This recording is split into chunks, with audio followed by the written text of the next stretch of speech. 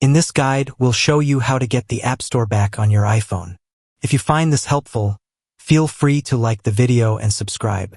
The App Store is essential because it allows you to download apps on your iPhone, so it's very important for normal device use.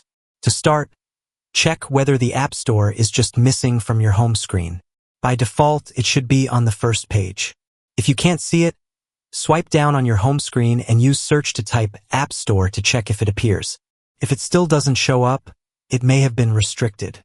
In that case, open Settings, scroll down and tap Screen Time. From there, go to Content and Privacy Restrictions. This usually happens when the App Store has been disabled. Tap on iTunes and App Store Purchases. Then select Installing Apps and set it to Allow. If a Screen Time passcode is enabled, you'll need to enter it.